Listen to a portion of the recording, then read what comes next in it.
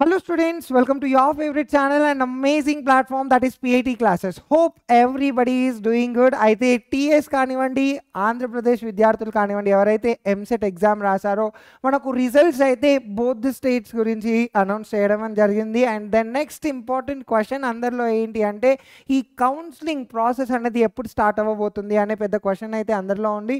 But see here నాన్న, counselling మనకు EAMCET counselling start అవ్వాలి అంటే ఫస్ట్ జోసా కౌన్సిలింగ్ అనేది కంప్లీట్ అవ్వాలి. సో జోసా కౌన్సిలింగ్ మీ అందరికీ తెలుసు.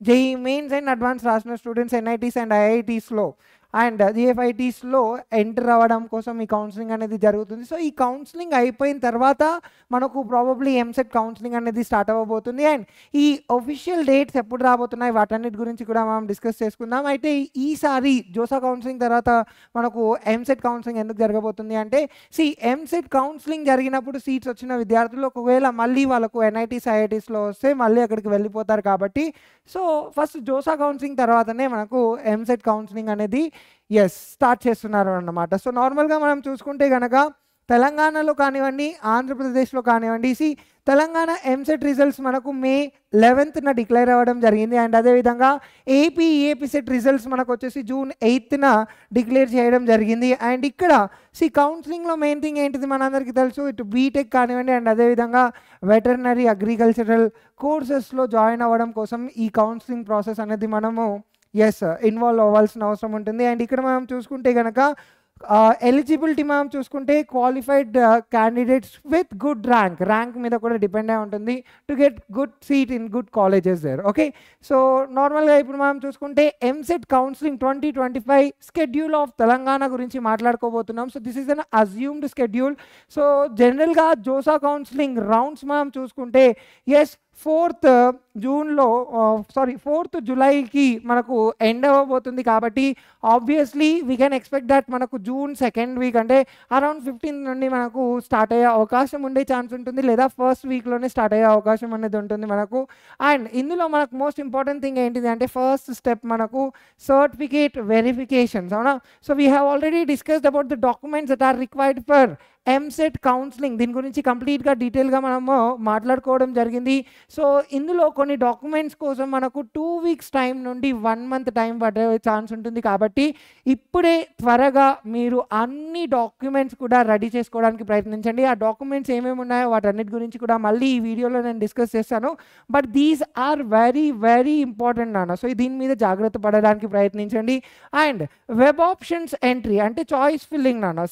సో వెబ్ ఆప్షన్స్ కూడా మనం ఎలా పెట్టుకుంటున్నాం అంటే యూఆర్ ప్రయారిటీ బేస్డ్గా కాలేజెస్ అన్నిటిని కూడా మనం చాయిస్ ఫిల్లింగ్ చేసుకోవడం జరుగుతుంది. అండ్ ఈ చాయిస్ ఫిల్లింగ్ కూడా మనం ఎలా చేయాలి అనే దాని గురించి నేను డీటెయిల్డ్గా ఒక వీడియో అనేది చేయడం జరిగింది. డిస్క్రిప్షన్లో నేను లింక్ని ప్రొవైడ్ చేశాను, యూ జస్ట్ ఫాలో దాట్.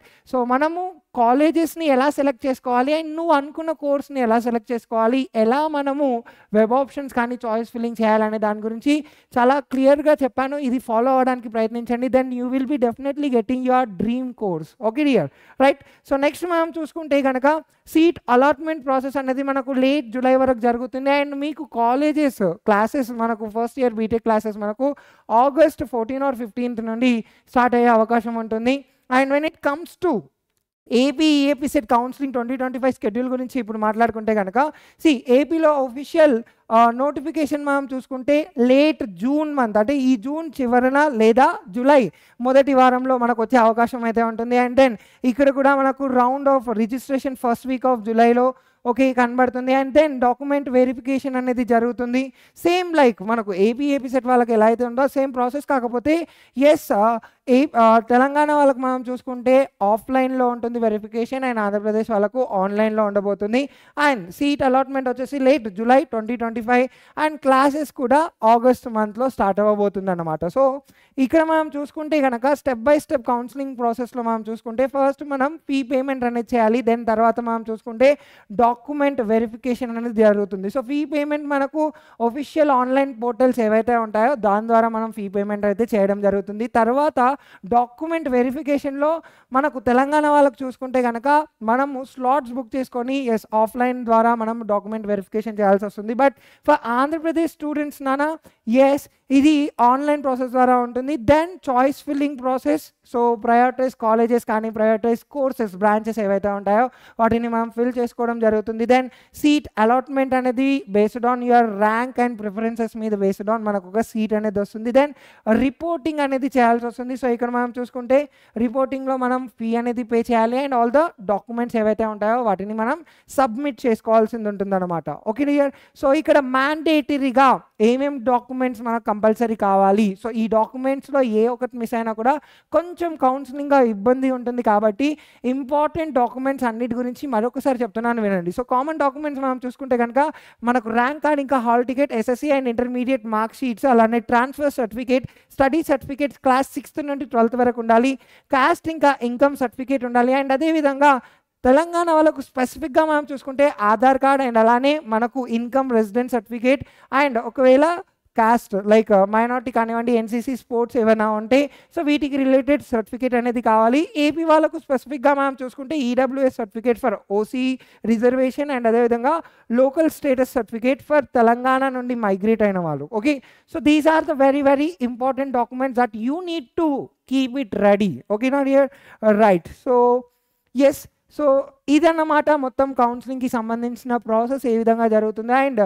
మనకు కంప్లీట్గా 3 కౌన్సిలింగ్స్ అనేవి జరుగుతాయి. First counselling, second counselling, third counselling. Every counselling తర్వాత మనకు ఎన్ని సీట్స్ అనేవి ఉంటున్నాయో వీటన్నిటి గురించి కూడా కంప్లీట్ ఇన్ఫర్మేషన్ ఎప్పటికప్పుడు నేను మీ ముందు తీసుకురావడానికి ప్రయత్నిస్తాను. మరి మీకు ఆ ఇన్ఫర్మేషన్ రీచ్ అవ్వాలి అంటే first you need to subscribe the channel and also నోటిఫికేషన్ని ఆన్ చేసుకొని పెట్టుకోండి. ఎస్, స్టే ట్యూన్గా ఉండండి. ఎవ్రీ టైం ఎప్పటికప్పుడు ఇన్ఫర్మేషన్ని నేను మీ ముందుకు తీసుకురావడానికి ప్రయత్నిస్తాను. And at the same time stay tune, keep learning, keep smiling. This is your Lokesh sir signing off for the day.